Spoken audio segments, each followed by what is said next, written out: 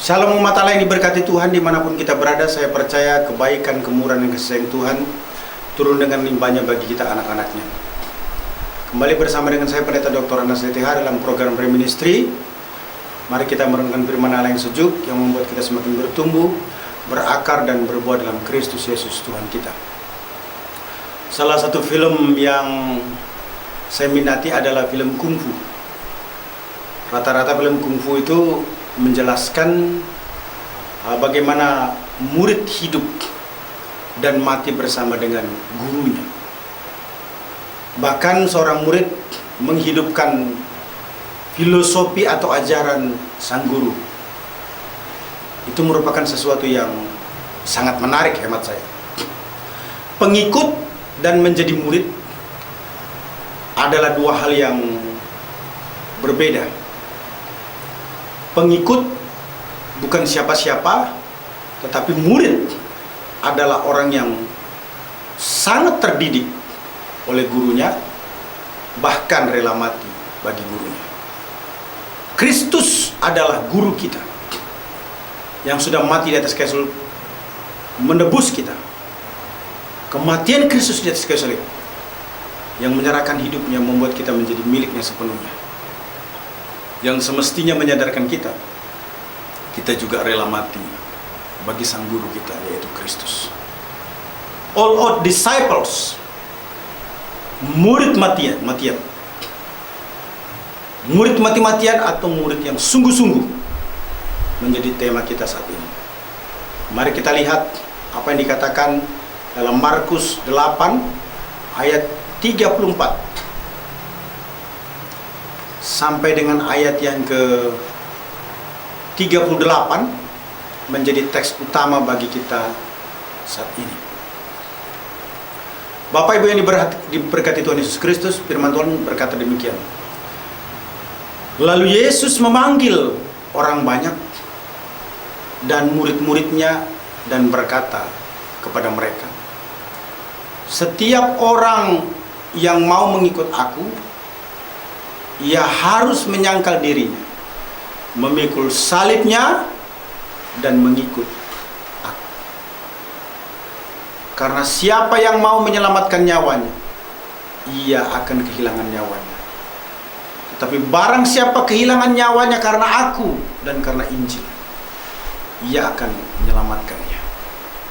Apa gunanya seorang memperoleh seluruh dunia tetapi kehilangan nyawanya? Karena apakah yang dapat diberikannya sebagai ganti nyawanya? Sebab barang siapa malu karena aku dan karena perkataanku di tengah-tengah angkatan yang jahat ini. Maksud saya di tengah-tengah angkatan yang tidak setia dan berdosa ini, anak manusia pun akan malu karena orang itu apabila ia datang kelak dalam kemuliaan Bapanya diiringi malaikat-malaikat kudus. Umat Allah yang diberkati Tuhan, all out disciples, murid mati-matian. Berdasarkan teks yang saya baca, ada beberapa hal yang membuktikan bahwa itu ada di dalam diri seseorang. Yang pertama adalah menyangkal diri. Kalau kita perhatikan Markus 8 ayat 34, begitu jelas. Lalu Yesus memanggil orang banyak dan murid-muridnya dan berkata kepada mereka, setiap orang yang mau mengikut aku, ia harus menyangkal dirinya. Menyangkal diri yang dimaksudkan adalah menolak dosa. Suatu pengalaman yang bisa terjadi karena hidup bersama Yesus. Hal utama yang menjadi pergumulan orang percaya setelah menerima Yesus Kristus adalah progressive sanctification. Penyucian hidup yang berkenan dari waktu ke waktu. Karena orang tersebut sudah mengalami yang namanya position sanctification. Disucikan secara posisi dari segi keturunan Adam dan Hawa, dosa imputasi maupun juga dosa turunan sudah diselesaikan di atas kayu salib. Progressive sanctification ini membutuhkan perjuangan atau komitmen dari umat Allah. Ini tidak mudah. Perintah Allah begitu jelas, menyangkal diri atau mematikan keinginan dosa. Dosa bukan hanya seperti barang antik yang disimpan, dijaga dan dipelihara. Tapi dosa juga bisa seperti bom yang meledak, yang harus dijauhi, yang mematikan kehidupan rohani kita. Orang percaya harus menyangkal diri. Artinya menolak dosa. Paulus begitu kuat memberikan saran dalam Kolose 3 ayat 5 sampai dengan ayat yang ke-11. Perhatikan apa yang Paulus katakan. Karena itu, matikanlah dalam dirimu segala sesuatu yang duniawi, yaitu percabulan, kenajisan, hawa nafsu, nafsu jahat, dan juga keserakahan yang sama dengan penyembahan berhala. Semuanya itu mendatangkan murka Allah atas orang-orang durhaka.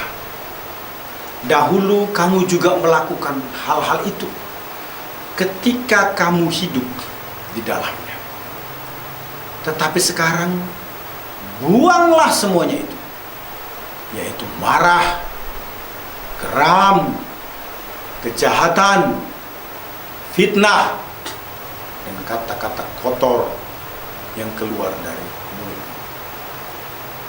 Janganlah lagi kamu saling mendustai, karena kamu telah menanggalkan manusia lama serta kelakuannya, dan telah mengenakan manusia baru yang terus-menerus diperbaharui untuk memperoleh pengetahuan yang benar menurut gambar Khalidnya.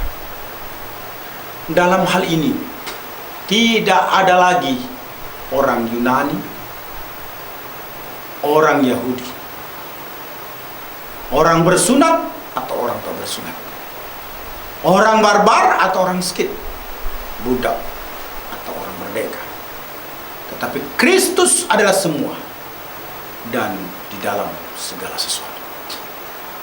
Tekanan menyangkal diri, kemampuan menolak dosa itu bisa terjadi dengan tidak memilih siapapun. Semua orang bisa melakukan itu jika orang tersebut berkomitmen, mengalami pengalaman bersama Tuhan untuk menolak dosa. Jadi, all disciples yang pertama dicirikan menyangkal diri, menolak dosa, karena ada Tuhan di dalam diri orang tersebut. Ini satu keputusan yang harus kita lakukan sebagai orang percaya. Yang kedua, all disciples memikul salib. Perhatikan apa yang dikatakan dalam Markus 8 ayat 34. Lalu Yesus memanggil orang banyak dan murid-muridnya dan berkata kepada mereka, setiap orang yang mau mengikut aku, perhatikan, ia harus pertama menyangkal dirinya, kemudian selanjutnya memikul salibnya. All out disciples dimulai dengan menyangkal diri. Yang kedua, memikul salib. Memikul salib artinya menyerahkan hidup untuk dipimpin oleh Roh Kudus, yang akan menjadi kesaksian hidup bagi setiap orang percaya. Orang percaya yang bertumbuh bukan hanya mampu menolak dosa, namun juga mampu memikul salib. Artinya mampu menyerahkan hidup dipimpin oleh Roh Kudus. Paulus memberikan nasihat yang sangat menarik untuk kita perhatikan secara bersama-sama dalam Efesus 5 ayat 18. Dan janganlah kamu mabuk oleh anggur, karena anggur menimbulkan hawa nafsu, tetapi hendaklah kamu penuh dengan roh. Memikul salib jelas sekali. Hendaklah kamu penuh dengan roh. Istilah Yunani menggunakan kata pleuriste. Hendaklah kamu terus-menerus dipenuhi dengan roh. Perlu penyerahan untuk dipimpin Roh Kudus. Itulah yang disebut dengan memikul salib. Nah, ketika seseorang dipimpin, dikuasai, dikendalikan oleh Roh Kudus, maka dipastikan orang tersebut memiliki yang namanya buah roh. Itu sebabnya Paulus juga memberikan penjelasan dalam Galatia 5 ayat 22. Tetapi buah roh ialah kasih, sukacita, damai sejahtera, kesabaran, kemurahan, kebaikan, kesetiaan, kelemah lembutan, penguasaan diri. Tidak ada hukum yang menentang hal-hal itu. Barang siapa menjadi milik Kristus, ia telah menyalibkan daging dengan segala hawa nafsu dan keinginannya. Jikalau kita hidup oleh roh, baiklah hidup kita dipimpin juga oleh roh. Dan janganlah kita gila hormat, janganlah kita saling menantang dan saling mendengki. Jadi Galatia 5 ayat 22 sampai dengan 20. Galatia 5 ayat 22 sampai dengan 25 ini memberikan penguatan orang yang hidup di dalam. Dipastikan buah roh ini ada di dalam diri kita. Dipastikan hidup yang dipimpin oleh roh terjadi atas hidup kita. All our disciples, murid mati-matian, dimulai dengan menyangkal diri, dilanjutkan dengan memikul salib, dan selanjutnya melayani total. Perhatikan apa yang dikatakan oleh Markus dalam pasal 8 ayat yang ke-35 sampai dengan ayat yang ke-38. Firman Tuhan berkata demikian. Karena siapa yang mau menyelamatkan nyawanya, ia akan kehilangan nyawanya. Tetapi barang siapa kehilangan nyawanya karena aku dan karena Injil, ia akan menyelamatkannya. Apa gunanya seorang memperoleh seluruh dunia tetapi ia kehilangan nyawanya? Karena apakah yang dapat diberikannya sebagai ganti nyawanya? Sebab barang siapa malu karena aku dan karena perkataanku di tengah-tengah angkatan yang tidak setia dan berdosa ini, Anak Manusia pun akan malu karena orang itu apabila ia datang kelak dalam kemuliaan Bapanya diiringi malaikat-malaikat kudus. Menarik sekali, saudara-saudara. All our disciples melayani total, melayani dengan karya terbaik, satu persembahan yang diberikan kepada Allah. Melayani total harus menunjukkan komitmen sampai mati, karena ini adalah jati diri dan kualitas tertinggi dari setiap orang percaya yang ingin sungguh-sungguh mati-matian sebagai murid terbaik dari Yesus Kristus. Saudara yang kekasih, Kristus menjadi contoh bagi kita. Bagaimana dia menjadi pribadi yang berkorban secara luar biasa. Kalau kita perhatikan sejak dia lahir, tidak di tempat yang mewah, tetapi di tempat yang sangat sederhana.